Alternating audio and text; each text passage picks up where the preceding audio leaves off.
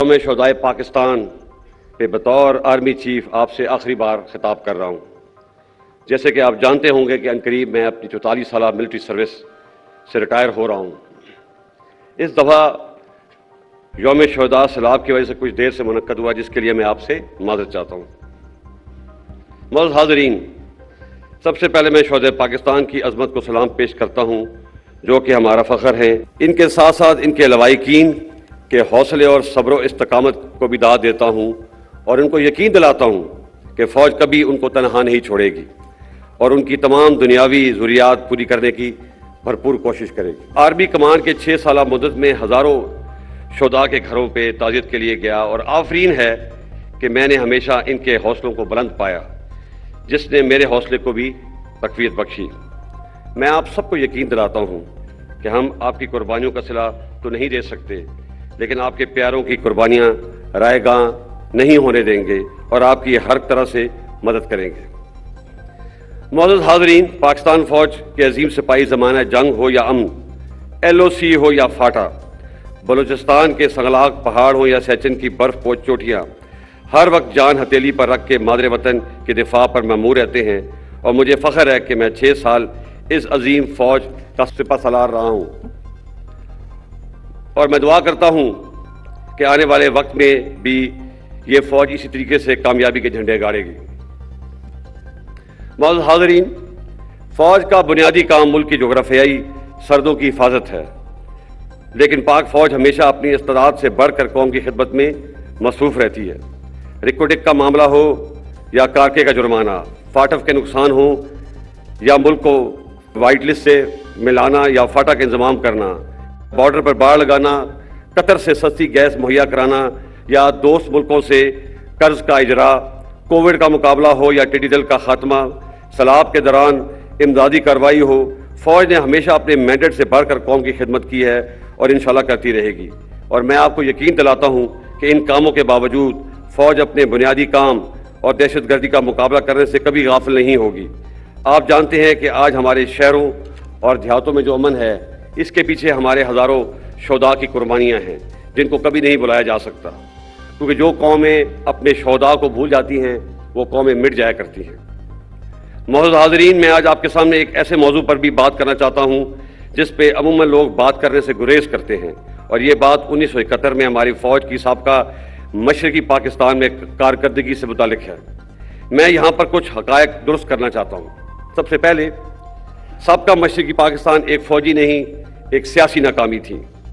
لڑنے والے فوجوں کی تعداد 92,000 نہیں، صرف 34,000 تھی، باقی لوگ مختلف گورنمنٹ کے ڈپارٹمنٹس میں تھے، اور ان 34,000 لوگوں کا مقابلہ 2.5 lakh Indian army, 2 lakh trained Mukti Bahini. Against these heavy odds ہماری فوج بہت بہادری سے لڑی اور بے مثال قربانیاں پیش کی، جس کا اعتراف خود Indian army chief field marshal Manekshaw نے بھی کیا ہے۔ ان بہادر غازیوں اور شہیدوں کی قربانیوں کا آج تک قوم نے اعتراف نہیں کیا، جو کہ ایک بہت بڑی زیادتی ہے۔ میں آج اس موقع کا فائدہ اٹھاتے ہوئے ان تمام غازیوں اور شہیدوں کو خراج تحسین پیش کرتا ہوں اور پیش کرتا رہوں گا۔ وہ ہمارے ہیرو ہیں اور قوم کو ان پہ فخر ہونا چاہیے۔ آخر میں کچھ باتیں آج کے سیاسی حالات کے متعلق کرنا چاہوں گا۔ میں کافی سالوں سے اس بات پہ غور کر رہا تھا کہ دنیا میں سب سے زیادہ انسانی حقوق کی پامالی، یعنی کہ ہیومن رائٹس کی وائلیشن ہندوستانی فوج کرتی ہے، مگر ان کے عوام کم و بیش ہی ان کو تنقید کا نشانہ بناتے ہیں۔ اس کے برعکس ہماری فوج جو دن رات قوم کی خدمت میں مصروف رہتی ہے، گائے بگائے تنقید کا نشانہ بنتی ہے۔ میرے نزدیک اس کی بڑی وجہ 70 سال سے فوج کی مختلف صورتوں میں سیاست میں مداخلت ہے، جو کہ غیر آئینی ہے۔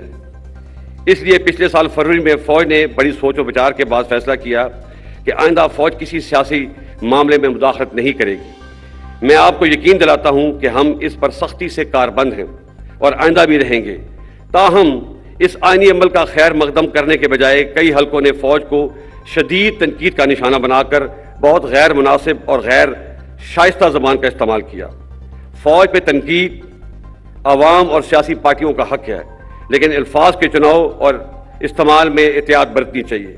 ایک جعلی اور جھوٹا بیانیہ بنا کر ملک میں ہیجان کی کیفیت پیدا کی گئی، اور ابھی اسی جھوٹے بیانیے سے راہ فرار اختیار کی جا رہی ہے۔ سینئر ملٹری لیڈرشپ کو غیر مناسب القابات سے پکارا گیا۔ میں آپ کو واضح کر دینا چاہتا ہوں کہ فوج کی قیادت کچھ بھی کر سکتی ہے لیکن کبھی بھی ملک کے مفاد کے خلاف نہیں جا سکتی۔ کیا آپ یہ سمجھتے ہیں کہ ملک میں ایک بیرونی سازش ہو اور آرمڈ فورسز ہاتھ پہ ہاتھ دھری بیٹھی رہیں گی؟ یہ ناممکن ہے، بلکہ یہ ایک گناہ کبیرہ ہے، اور جو لوگ یہ سمجھتے ہیں کہ وہ فوج اور عوام میں درار ڈال دیں گے وہ بھی ہمیشہ ناکام ہوں گے۔ فوج کی قیادت کے پاس اس نامناسب جلغار کا جواب دینے کے لیے بہت سے مواقع اور وسائل موجود تھے، لیکن فوج نے ملک کے وسیع تر مفاد میں حوصلے کا مظاہرہ کیا اور کوئی بھی منفی بیان دینے سے اجتناب کیا۔ لیکن یہ بات سب کو ذہن نشین کر لینی چاہیے کہ اس صبر کی بھی ایک حد ہے۔ میں اپنے اور فوج کے خلاف اس نامناسب اور جارحانہ رویے کو درگزر کر کے آگے بڑھنا چاہتا ہوں، کیونکہ پاکستان ہم سب سے افضل ہے۔ افراد اور پارٹیاں تو آتی جاتی رہتی ہیں، لیکن پاکستان انشاءاللہ ہمیشہ قائم رہنا ہے۔ فوج نے تو اپنا کتھارسس شروع کر دیا ہے۔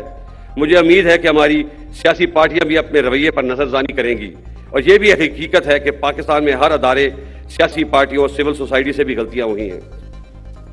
ہمیں ان غلطیوں سے سبق سیکھنا چاہیے اور آگے بڑھنا چاہیے۔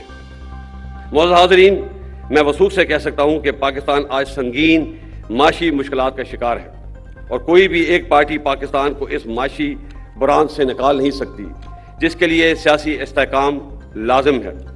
اب وقت آ گیا ہے کہ تمام سٹیک ہولڈر اپنی ذاتی انا کو ایک طرف رکھتے ہوئے ماضی کی غلطیوں سے سیکھیں اور آگے بڑھیں اور پاکستان کو اس بحران سے نکالیں۔ اس کے ساتھ ساتھ ہمیں جمہوریت کی روح کو سمجھتے ہوئے اور عدم برداشت کی فضا کو ختم کرتے ہوئے پاکستان میں ایک سچا جمہوری کلچر اپنانا ہے۔ 2018 کے الیکشنوں میں بعض پارٹیوں نے RTS کے بیٹھنے کو بہانہ بنا کر GTV پارٹی کو سلیکٹڈ کا لقب دیا، اور 2022 میں اعتماد کا ووٹ کھونے کے بعد ایک پارٹی نے دوسری پارٹی کو امپورٹڈ کا لقب دیا۔ ہمیں اس رویے کو رد کرنا ہوگا۔ ہار جیت سیاست کا حصہ ہے، اور ہر پارٹی کو اپنی فتح اور شکست کو قبول کرنے کا حوصلہ پیدا کرنا ہوگا، تاکہ اگلے الیکشن میں ایک امپورٹڈ یا سلیکٹڈ گورنمنٹ کے بجائے الیکٹڈ گورنمنٹ آئے۔ جمہوریت حوصلہ برداشت اور عوام کی رائے عامہ کے احترام کا نام ہے۔ اگر پاکستان نے آگے بڑھنا ہے تو ہمیں عدم برداشت اور میں نہ مانوں کے رویے کو ترک کرنا ہوگا۔ معزز حاضرین، ہمارے لیے پاکستان نعمت خداوندی ہے۔ ہمارا وجود اس کی سلامتی اور بقا سے وابستہ ہے۔ اس کی آزادی اور استحکام کے لیے شہداء نے بے پناہ قربانیاں دی ہیں، اور ہمیں ان پہ فخر ہے۔ میں شہداء کے لواحقین کا شکریہ ادا کرتا ہوں جنہوں نے اس تقریب میں آ کر اس تقریب کو رونق بخشی۔ آپ سب پوری قوم کا سرمایہ افتخار ہیں۔ یہ تجدید عہد کا دن ہے۔ آئیے مل کر یہ عہد کریں کہ ہم اپنے شہداء اور غازیوں کی تابندہ تاریخ کو ہمیشہ زندہ رکھیں گے، اور مل کر پاکستان کی اور بہتری اور ترقی میں اپنا کردار ادا کریں گے۔ مادر وطن کی حفاظت اور سالمیت ہمارا اولین فرض ہے اور رہے گا، جس کو نبھانے کے لیے ہم کسی بھی قربانی سے دریغ نہیں کریں گے۔ اللہ تعالی ہمارا حامی و ناصر ہو۔ پاک فوج زندہ باد، پاکستان پائندہ باد۔